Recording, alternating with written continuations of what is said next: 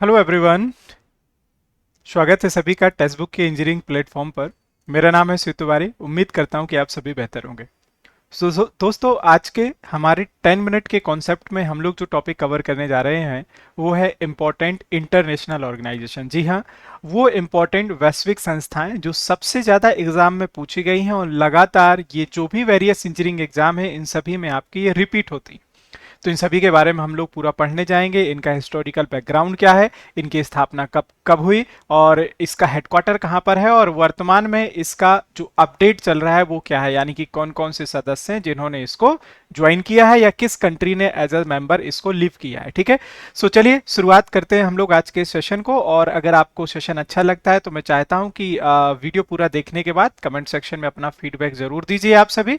और जी हाँ, सेशन को लाइक कर दीजिएगा और अपने दोस्तों के साथ शेयर कर दीजिएगा। ठीक है, सो चलिए शुरुआत करते हैं। अब देखिए, इस टॉपिक से बहुत सारे क्वेश्चंस भी बनते हैं आपके एग्जाम में। और जैसे हम लोग बात कर रहे हैं कि जो आपके इंजीनियरिंग एग्जाम है जैसे SSC JE, civil mechanical electrical, NHPC JE है, एमपीपीजीसीएल है आपका, डीएफसीसीआईएल है, डबल आई एटीसी का एग्जाम होता है, डीआरडीओ का होता है, बार्क का, ये जो डिफरेंट इंजीनियरिंग कैटेगरी के एग्जाम होते हैं।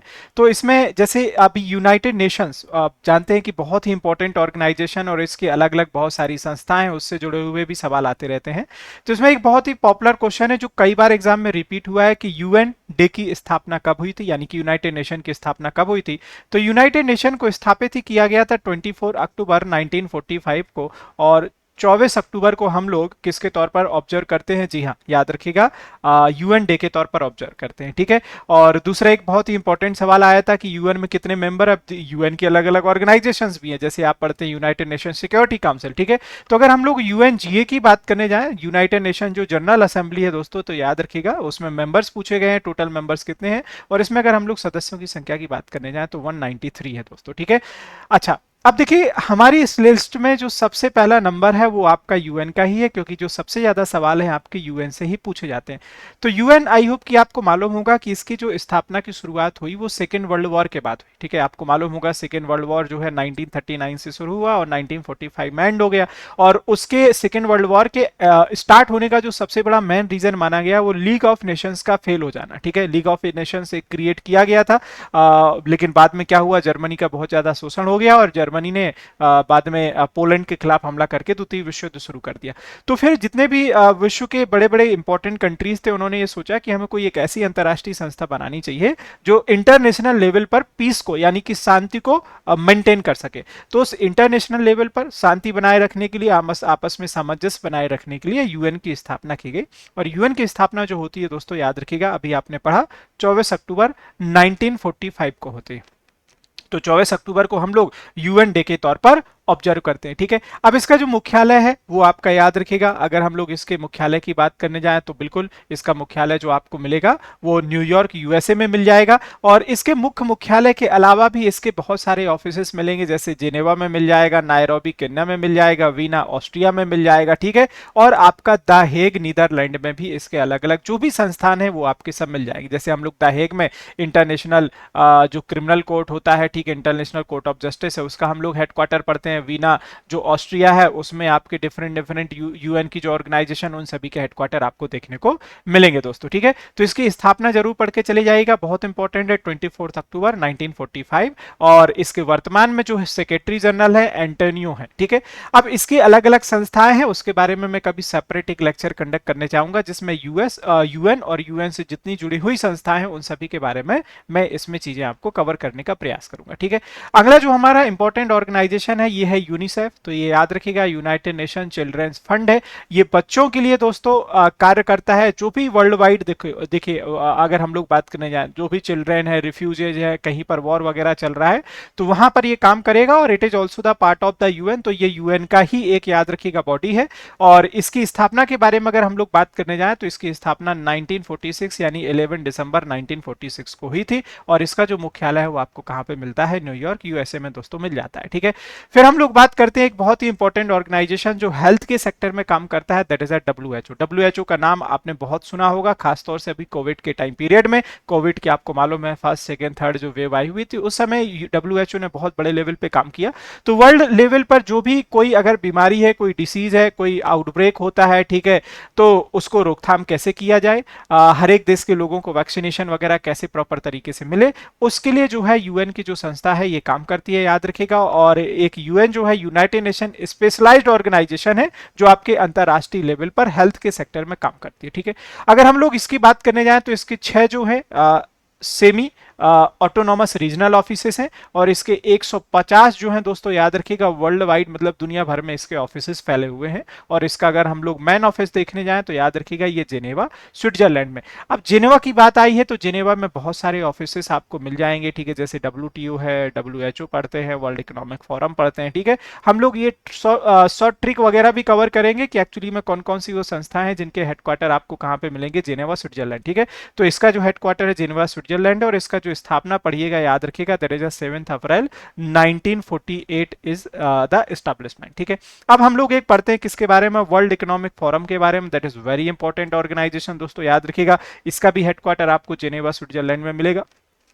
तो अंतरराष्ट्रीय लेवल पर अगर हम लोग बात करने जाएं दोस्तों, जो इकोनॉमी से जुड़े हुए रिपोर्ट्स वगैरह होते हैं, ठीक है, जो इंडेक्सेस वगैरह होते हैं, वो सारी चीजें जो है पब्लिश करने का जो काम करती है वो कौन सी करती है, वर्ल्ड इकोनॉमिक फोरम करती है दोस्तों। कई बार आपने देखा होगा कि किसी देश में जो वेल्थ है उसका डिस्ट्रीब्यूशन किस तरीके से है, ठीक है, उस रिपोर्ट को हम लोग पढ़ते हैं ना, वेल्थ इनइक्वालिटी रिपोर्ट, वो भी कौन कंडक्ट पब्लिश करता है, वर्ल्ड इकोनॉमिक फोरम, ठीक है। तो इसका जो समिट है आपने देखा होगा कई बार कि दावोस में हुआ है और हमारे देश के जो प्रधानमंत्री नरेंद्र मोदी जी उन्होंने कई बार इसको पार्टिसिपेट किया हुआ है दोस्तों, ठीक है। तो बहुत इंपॉर्टेंट ऑर्गेनाइजेशन है, इसके बारे में जरूर पढ़ के चले जाइएगा। और इसका हेडक्वार्टर हमेशा पूछा जाता है, तो इसका भी हेडक्वार्टर याद रखिएगा, that is located in Geneva Switzerland. और इसकी जो स्थापना है दोस्तों, याद रखिएगा, दैट इज इन 1971। तो मैंने आपको ये बहुत सारी ऑर्गेनाइजेशन बताई, वर्ल्ड इकोनॉमिक फोरम याद रखिएगा, डब्ल्यूएचओ के बारे में याद रखिएगा, डब्ल्यूएमओ के बारे में याद रखिएगा दोस्तों, डब्ल्यूटीओ के बारे में याद रखिएगा, आईएलओ के बारे में हम लोग पढ़ते हैं। एक ऑर्गेनाइजेशन है जिसका नाम है विपो, वर्ल्ड इंटेलेक्चुअल प्रॉपर्टी ऑर्गेनाइजेशन, आपने पढ़ा होगा। एक ICAN, international campaign to abolish nuclear weapon. ये जितनी भी इंपॉर्टेंट संस्थाएं हैं सभी के हेडक्वार्टर आपको जेनेवा स्विट्जरलैंड में ही मिलेंगे, ठीक है। अगली जो हमारी 5वीं संस्था है दैट इज आईएमएफ। आईएमएफ बहुत इंपॉर्टेंट है दोस्तों। तो आपको मालूम है कि जब सेकेंड वर्ल्ड वॉर खत्म हुआ तो ऑलरेडी विश्व भर में बहुत सारा इकोनॉमी का लॉस हुआ था। तो अब किस तरीके से सभी देशों की इकोनॉमी को बूस्टअप किया जाए, तो 2 संस्थान आते हैं, एक आता है आपका वर्ल्ड बैंक और एक आता है आईएमएफ, इंटरनेशनल मॉनेटरी फंड, बहुत इंपॉर्टेंट है। तो सबसे पहली जो शुरुआत होती है वो होती है 1944 की, याद रखिएगा। एक आपने पढ़ा होगा ब्रिटेन वुड्स कॉन्फ्रेंस, ठीक है। तो ये जो ब्रिटेन वुड्स कॉन्फ्रेंस हुई दोस्तों, उस वुड्स कॉन्फ्रेंस से याद रखिएगा आपके ये 2 संस्थान आ जाते हैं, एक वर्ल्ड बैंक और एक आता है आपका कौन सा, आईएमएफ। तो आईएमएफ का जो मेन पर्पज है to help the country during the BOP यानी बैलेंस ऑफ पेमेंट क्राइसिस, और जो वर्ल्ड बैंक का मेन एम है वो है to end the poverty from the world, ठीक है। तो विश्व से गरीबी को हटाना, विश्व में शिक्षा है, बेसिक जो अमेनिटीज है, बेसिक इंफ्रास्ट्रक्चर है वो प्रोवाइड करना वर्ल्ड बैंक का जो मेन एम होता है। और बीओपी क्राइसिस में जो है सपोर्ट करना आईएमएफ का मेन रोल रहता है दोस्तों, ठीक है। तो ये याद रखिएगा, आप कह सकते हैं कि एक दूसरे के ट्विंस हैं, वर्ल्ड बैंक और दूसरा कौन सा है, आईएमएफ। वर्ल्ड बैंक की जब हम लोग बात करते हैं दोस्तों तो इसके बकेट में टोटल 6 इंटरनेशनल करेंसीज हैं, याद रखिएगा, कई बार पूछी जाती हैं। 6 अंतरराष्ट्रीय करेंसीज को लेकर के काम करता है। और इसमें एक टर्म होता है जो बहुत इंपॉर्टेंट रहता है, एग्जाम में पूछा जाता है, एसडीआर। तो याद रखिएगा that is a special drawing rights, ठीक है। अच्छा, अगर हम लोग वर्ल्ड बैंक की बात करने जाएं तो बिल्कुल एस्टैब्लिशमेंट इसका दिसंबर 1945 है। इसकी वर्तमान में जो हेड है याद रखिएगा क्रिस्टलिना जॉर्जिवा है और इसका हेडक्वार्टर है जो वाशिंगटन डीसी यूएसए है। इसकी सदस्यों की संख्या की अगर हम लोग बात करने जाएं तो सदस्यों की संख्या याद रखिएगा 190 है, ठीक है। सो इंडिया भी इसका फाउंडिंग मेंबर है, ठीक है। 2 तरह के मेंबर हैं इसके, एक फाउंडिंग मेंबर और एक जनरल मेंबर, ठीक है।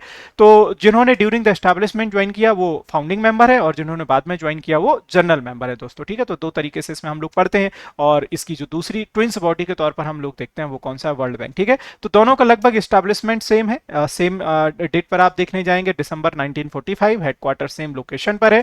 बस इसके हेड आपको अलग मिलेंगे दोस्तों, ठीक है, और साथ में आपके याद रखिएगा फंक्शंस अलग मिलेंगे। मेंबर्स वगैरह दोनों के सेम है, इसके भी मेंबर्स की अगर हम लोग बात करने जाए तो इसके भी टोटल जो सदस्यों की संख्या है वो टोटल 190 है, ठीक है। और इसके वर्तमान में जो हेड हैं अभी बनाए गए हैं, पहले डेविड मालपास साहब थे, उनकी जगह पर आ गए हैं आपके अजय बंगा साहब, ठीक है। तो ये इंपॉर्टेंट है। 1944 याद रखिएगा, ब्रिटेन वुड्स कॉन्फ्रेंस के बाद ये भी एग्जिस्टेंस में आए और हेडक्वार्टर इसका भी वाशिंगटन डीसी यूएसए। अब अगर हम लोग वर्ल्ड बैंक की बात करने जाए तो ये याद रखिएगा कुल टोटल 5 ग्रुप से मिलकर के बना हुआ है, जिस ग्रुप के बारे में कई बार एग्जाम में पूछा जाता है दोस्तों, ठीक है। तो इसके जो 5 ग्रुप हैं उनमें 5 ग्रुप्स के बारे में यहां पर आपको थोड़ा बहुत डिटेल में बताना चाहूंगा, तो उनके जरूर नाम याद रखिएगा। एक का नाम है याद रखिएगा दोस्तों IBRD, international bank for reconstruction and development, ठीक है। दूसरा अगर हम लोग बात करने जाएं तो एक है IDA, इंटरनेशनल डेवलपमेंट एसोसिएशन, एक है IFC, इंटरनेशनल फाइनेंशियल कॉर्पोरेशन, एक है आपका MIGA, multilateral investment guarantee agency, और एक याद रखिएगा ICSID, international council to settle investment dispute. तो world bank is a group of total how many organization, 5 organization, ठीक है। और मेंबर्स वगैरह आपको देख लिए होंगे, टोटल मेंबर्स कितने हैं आपके 190, और उसका जो मेन एम है याद रखिएगा वो क्या है, to end the poverty from the world. तो जो अलग अलग डिफरेंट सेक्टर्स हैं उसके लिए फंड आपका वर्ल्ड बैंक देता रहता है, ठीक है। WTO बहुत इंपॉर्टेंट ऑर्गेनाइजेशन। देखिए हमारे अगर हम लोग बात करने जाएं ट्रेड को रेगुलेट करने के लिए, ठीक है, तो ट्रेड को रेगुलेट करने के लिए एक ऑर्गेनाइजेशन थी जिसका नाम था GATT, ठीक है, याद रखिए, general agreement on tariff and trade, बहुत ही इंपॉर्टेंट ऑर्गेनाइजेशन था। लेकिन ये कोई स्टैच्यूरी संस्था नहीं थी, तो वर्ल्ड लेवल पर ट्रेड को, क्योंकि आज के समय में कोई भी देश ऐसा नहीं है जो अपनी जरूरत की चीजों को, सभी जरूरत की चीजों को मैन्युफैक्चर या प्रोड्यूस करता हो, तो उसको अपने पब्लिक की अगर डिमांड्स को पूरा करना है तो जरूरत की चीजों को पूरा करने के लिए चीजों को खरीदना पड़ेगा, और जो उसके यहाँ ज्यादा चीजें हो रही है उनको बेचना पड़ेगा, ठीक है। तो इस तरीके से आपका इंटरनेशनल ट्रेड ऑपरेट होता है, ठीक है। तो इस इंटरनेशनल ट्रेड को जो रेगुलेट पहले करता था WTO के एग्जिस्टेंस से पहले वो GATT करता था, लेकिन वो अनस्टैच्यूरी बॉडी थी, मैंने आपको बताया। तो 1 जनवरी याद रखिएगा, 1 जनवरी अगर हम लोग बात करने जाएं 1995 को आपकी WTO की स्थापना हो जाती है। वर्ल्ड ट्रेड ऑर्गेनाइजेशन बहुत इंपॉर्टेंट है दोस्तों, ठीक है। और आज के समय में अगर मैं इसकी बात करने जाऊं तो ये पूरे वर्ल्ड का लगभग 96% है जो ग्लोबल ट्रेड को और GDP वगैरह को ये रेगुलेट करता है। इसके टोटल सदस्यों की संख्या याद रखिएगा टोटल कितनी है, 164 है दोस्तों, ठीक है। और इसके लगभग हेड की हम लोग ऑलरेडी बात कर चुके हैं कि इसके जो हेड है वो अभी वर्तमान में याद रखिएगा कौन है, एंगोजी ओकोंजी इवेला। तो ये याद रखिएगा इसके वर्तमान में हेड है। एस्टेब्लिशमेंट आपका 1 जनवरी 1995 है और इसका भी हेडक्वार्टर आपका जिनेवा स्विट्जरलैंड है दोस्तों, ठीक है। सदस्य याद रखिएगा टोटल कितने थे, 164। अब दूसरा है एक संस्थान दोस्तों यूएन का ही जिसका नाम है यूनेस्को। तो यूनेस्को क्या करता है, जो भी आपका कल्चर है, ठीक है, और जो भी आपके हेरिटेज साइट है उनको प्रिजर्व करने के क्षेत्र में ये काम करता है। भारत में अगर हम लोग देखने जाएं तो 40 टोटल यूनेस्को हेरिटेज साइट है, आपने पढ़ी होंगी। अभी 40वां डिक्लेयर हुआ था धौलावीरा जो गुजरात में लोकेटेड है दोस्तों, ठीक है। So united nation education scientific culture organization दोस्तों, ठीक है। तो बहुत ही इंपॉर्टेंट संस्था है। अगर हम लोग इसकी बात करने जाएं तो याद रखिएगा इसके भी टोटल उतने ही मेंबर है जो यूएन के हैं। यूएन क्योंकि यूएन की ही बॉडी है तो 193 मेंबर है, उसके 11 एसोसिएट मेंबर हैं दोस्तों, ठीक है। याद रखिएगा जो नॉन गवर्नमेंट और इंटर गवर्नमेंट लेवल पे इसमें जो सो काम करते हैं, ठीक है। इसके अगर हम लोग बात करने जाएं तो इसका मुख्य हेडक्वार्टर आपको मिल जाएगा पेरिस फ्रांस में। जी हाँ, पेरिस फ्रांस, जहां पर OECD का भी हेडक्वार्टर है, साथ में यूनेस्को का भी हेडक्वार्टर है, और इसके 53 रीजनल ऑफिसेस हैं दोस्तों, ठीक है। तो याद रखिएगा काफी इंपॉर्टेंट होगा और इसके बारे में थोड़ा सा आपने डिटेल में जरूर पढ़ के जाना। पहले तो इसका फुल फॉर्म पूछा जाता है, फिर इसका हेडक्वार्टर। तो मैंने आपको बताया कि जो यूनेस्को का हेडक्वार्टर है, और दूसरा भी हम लोग एक और बॉडी पढ़ेंगे जिसका नाम होगा OECD। इन दोनों के हेडक्वार्टर पेरिस फ्रांस में है और एस्टैब्लिशमेंट 1945 है, और अभी जो इसके हेड है याद रखिएगा दैट इज ऑड्रे एजोले, ठीक है। अब देखो मैं इंडिया में एक जल्दी से इसका लुक दे देता हूं कि इंडिया में इसके कितनी टोटल बॉडीज हैं। तो याद रखिएगा इंडिया में अगर हेरिटेज साइट की बात करने जाओगे तो दोस्तों 40 है। अगर हेरिटेज सिटी की बात करने जाओगे दोस्तों टोटल कितनी हो जाएंगी, 4 है। अगर हम लोग इसकी क्राफ्ट की बात करने जाए तो उन्होंने टोटल अभी 50 आइडेंटिफाई किए हैं। और अगर आप रेलवे में बात करने जाओ दोस्तों तो इन्होंने रेलवे साइट जो टोटल आइडेंटिफाई किए हैं भारत में वो टोटल कितनी है, 3 है। और अगर आप इसमें बायोस्फीयर की बात करने जाएंगे दोस्तों तो बायोस्फीयर टोटल इन्होंने आइडेंटिफाई किए हैं टोटल 12 हैं। तो ये यूनेस्को का टोटल भारत में जो भी इंपॉर्टेंट अपडेट था। अब सबसे इंपॉर्टेंट अपडेट है आपका सार्क का, ठीक है। सार्क से वेरियस एग्जाम में पहले तो इसका फुल फॉर्म पूछा जाता है, दूसरा इसका हेडक्वार्टर पूछा जाता है। देखिए एक और सवाल आता है कि इसकी वर्तमान में जो मीटिंग्स वगैरह हैं वो कहां पर हो रही हैं, तो वो मैं आपको एक अलग से टॉपिक कराऊंगा। इंपॉर्टेंट जो समिट्स होंगे और कॉन्फ्रेंस होंगे उसमें मैं सार्क वाला पार्ट आपको कवर करा दूंगा, SCO वाला पार्ट कवर करा दूंगा, क्योंकि अभी हाल ही में आपको मालूम है कि SCO की बैठक जो है भारत में हुई है, और इसके जो अगले बैठक होने वाली है वो कहाँ पर होने वाली है, सारी चीज़ों के बारे में हम लोग देखने जाएंगे। ठीक है, तो SAARC south asian association for regional corporation दोस्तों, तो जो हमारी साउथ एशियन कंट्रीज हैं उन सभी के लिए काम करता है, जिसमें मालदीव, नेपाल, पाकिस्तान, श्रीलंका, अफगानिस्तान, बांग्लादेश, भूटान और दूसरों कौन सा आपको मिल जाएगा दोस्तों, इसमें इंडिया मिल जाएगा दोस्तों। ठीक है, अब इसमें अगर हम लोग देखने जाएं तो देखिए जो बांग्लादेश है वहां पे तो तालिबान का शासन है, तो कई बार सॉरी बांग्लादेश नहीं, सॉरी बाई मिस्टेक है ना, अफगानिस्तान जहां पर तालिबान का शासन है, और तालिबान को इंक्लूड करने के कई बार बैठक को शामिल करके लेकर के कई बार इसमें काफी सारे डिस्प्यूट अब चलते रहते हैं। ठीक है, तो इसमें जो मेंबर कंट्रीज हैं वो याद रखिएगा, काफी इंपॉर्टेंट है, और इसके मेंबर कंट्रीज आपको याद रखने टोटल कितने हैं, 8 हैं दोस्तों। ठीक है, तो ये याद रखिएगा लगभग पूरे वर्ल्ड की आपकी 3% कह सकते हैं कि एरिया को कवर करते हैं, और 21% पॉपुलेशन, लेकिन अब शायद पॉपुलेशन की संख्या ज्यादा हो चुकी होगी, क्योंकि अकेले हम लोग इंडिया की पॉपुलेशन देखने जाए तो वर्ल्ड में पूरा इस समय टॉप पोजिशन पर चले हैं दोस्तों। ठीक है, तो ये याद रखिएगा लगभग जीडीपी की अगर आप बात करने जाओगे तो 4.21%, तो सबसे बड़ा इनका जो कॉन्ट्रीब्यूशन है वो विश्व में पॉपुलेशन में है दोस्तों। ठीक है, सबसे बड़ा जो कॉन्ट्रीब्यूशन है पॉपुलेशन। इसका हेडक्वार्टर याद रखिएगा काठमांडू नेपाल में है, बहुत इंपॉर्टेंट है। 1985 में इसकी स्थापना हुई थी, और स्थापना कहां पर हुई थी, ढक्का या बांग्लादेश में आप कह सकते हैं, और इसका हेडक्वार्टर याद रखिएगा दोस्तों कहां पर है, काठमांडू नेपाल में। टोटल सदस्यों की संख्या याद रखिएगा, there are total how many member, 8 members दोस्तों। ठीक है, अब हम लोग बात करते हैं असेन की। ठीक है, तो याद रखिएगा सार्क में इंडिया इज अ मेंबर। ठीक है, और जो आपने पढ़ा था वर्ल्ड बैंक और आईएमएफ, उसमें India is also the member. ठीक है, असेन में इंडिया मेंबर नहीं है। ठीक है, ये बहुत इंपॉर्टेंट अपडेट है, ये कई बार पूछा गया कि can India is a member of the असेन, तो याद रखिएगा इंडिया इसका एक ऑब्जर्वर कंट्री के तौर पर आप जरूर देख लेंगे कि इंडिया को इनवाइट किया जाएगा, but India is not a member of the ASEAN. ठीक है, so association of south east Asian nation, यानी कि जो भी आपके साउथ ईस्ट एशियन नेशंस है वो सभी इसमें याद रखिएगा मेंबरिन कंट्रीज हैं। अब ये जो कंट्रीज हैं ये सब कहीं ना कहीं अपने बाउंड्रीज वगैरह शेयर करते हैं चाइना के साथ, और ये अपनी सिक्योरिटी को याद रखिएगा, इकोनॉमिक सिचुएशन को, पॉलिटिकल सिचुएशन को, एजुकेशनल सिस्टम को, सोशियो कल्चरल सिस्टम को, इन सभी को आपस में बेहतर करने का प्रयास करते रहते हैं। ठीक है,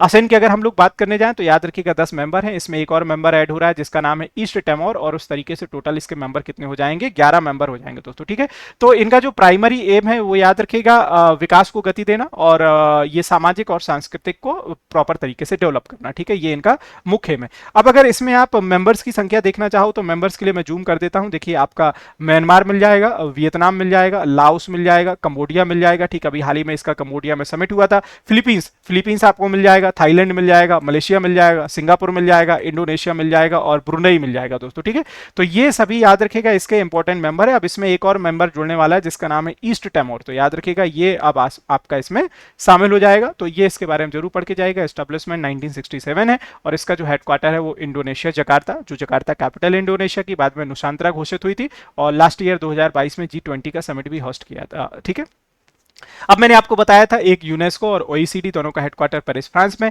ओईसीडी का फुल फॉर्म सबसे ज्यादा पूछा जाता है, याद रखिएगा, that is organisation for economic cooperation and development दोस्तों। ठीक है, तो इसका जो हेडक्वार्टर है याद रखिएगा ये कहां पर लोकेटेड है, दैट इज फ्रांस, सॉरी हम लोग बात करते हैं पेरिस फ्रांस में।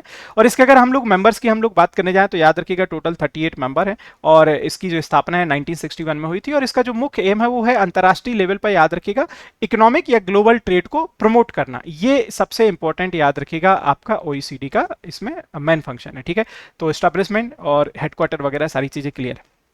अब एक आता है बहुत ही इंपॉर्टेंट ऑर्गेनाइजेशन AIIB, जिसका नाम सुना होगा, एशियन इंफ्रास्ट्रक्चर इन्वेस्टमेंट बैंक। ये रिसेंट अभी हाल ही में क्रिएट हुई थी। ठीक है, इस वजह से ये काफी न्यूज में चलती रही।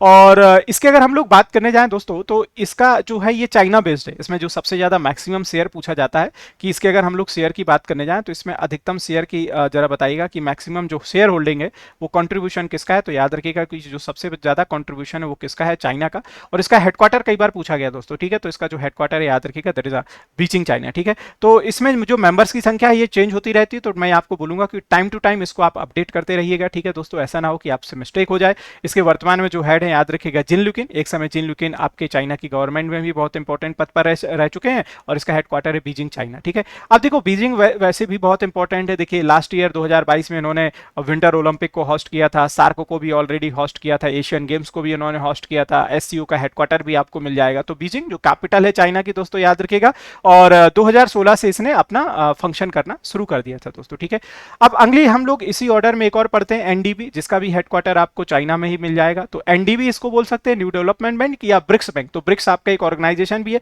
ब्राजील, रसिया, इंडिया, चाइना, और याद रखिएगा इसमें हम लोग साउथ अफ्रीका के बारे में बात करते हैं।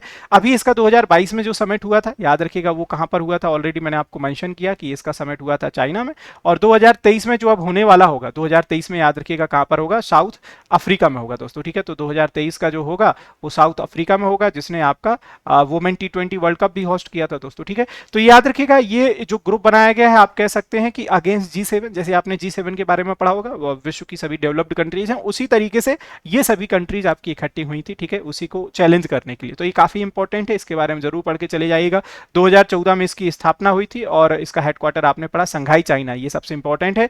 AIIB का बीजिंग चाइना, इसका संघाई चाइना है, और इसके वर्तमान में जो हेड है डिल्मा रोसेफ है। इससे पहले जो हेड थे KV कामत साहब थे, जो इंडिया के थे, उनका टेन्योर खत्म हुआ और उसके बाद आ गई है डिल्मा रोसेफ, ठीक है। अब ADB बहुत इंपॉर्टेंट है, एशियन डेवलपमेंट बैंक दोस्तों, याद रखिएगा एशिया की जो भी और कंट्रीज हैं उन सभी में इंफ्रास्ट्रक्चर, इकोनॉमी और बेसिक कम्युनिटीज को डेवलप करने के लिए काम करता है। और इसकी जो स्थापना हुई थी, याद रखिएगा वो 19 दिसंबर 1966 में, और इसकी जो हेडक्वार्टर है वो मनीला फिलीपींस, जी हाँ मनीला कैपिटल है फिलीपींस की, जहाँ की करेंसी आपके पैसों भी है। तो ये याद रखिएगा पूरे वर्ल्ड में और एशियन कंट्रीज में इकोनॉमिक कोऑपरेशन को डेवलप करने का काम करता है। और इसकी वर्तमान में जो हेड है, याद रखिएगा दैट इज हाँ कौन सी है, असाकावा, ठीक है, याद रखिएगा मसात्सु असाकावा, ठीक है। और इसके टोटल मेंबर अगर आपको कभी पूछे गए तो इसके सदस्य देश याद रखिएगा दैट इज हाउ मेनी, तो बहुत इंपॉर्टेंट है, टोटल यस 68 मेंबर, ठीक है। तो ये इंपॉर्टेंट याद रहेगा, इसको आपने देख के जाना है, ठीक है। लास्ट में आ जाता है हमारा, याद रखिएगा world wide fund for nature, बहुत इंपॉर्टेंट है दोस्तों, ठीक है। तो याद रखिएगा world wide fund for nature, WWF की हम लोग बात कर रहे हैं। ये एक इंटरनेशनल नॉन गवर्नमेंट ऑर्गेनाइजेशन है जो वाइल्ड लाइफ के लिए, ठीक है, याद रखिएगा प्रोटेक्शन के लिए काम करता है। और इसकी जो स्थापना हुई थी वो 1961 में हुई थी, और इसका हेडक्वार्टर आपको कहाँ पे मिल जाएगा, स्विट्जरलैंड में मिल जाएगा दोस्तों, ठीक है। तो ये थे हमारी इंपॉर्टेंट ऑर्गेनाइजेशन। मुझे कमेंट सेक्शन में जरूर बताइएगा कि आपको कैसे लगे, और इसकी जो PDF है या इससे जुड़े हुए कोई भी अपडेट आपको जानना है तो आप मेरे टेलीग्राम ग्रुप पर जुड़ सकते हैं। टेलीग्राम ग्रुप का नाम है दैट इज @टेक्स्टबुक। और बिल्कुल दोस्तों आप जुड़ सकते हैं हमारे टेक्स्टबुक सुपर कोचिंग के लिए, अपनी प्रिपरेशन के लिए। और टेक्स्टबुक सुपर कोचिंग कोर्सेज पर इस समय वेरियस कोर्सेज अपडेटेड है, और उन सभी में जब भी एनरोल करने जाएं सो यूज कर सकते हैं coupon code SHIVKT to get the maximum discount, ठीक है। So thank you so much guys, आज के सेशन में यहीं तक, मिलते हैं हम लोग नए सेशन में नए टॉपिक के साथ। जय हिंद।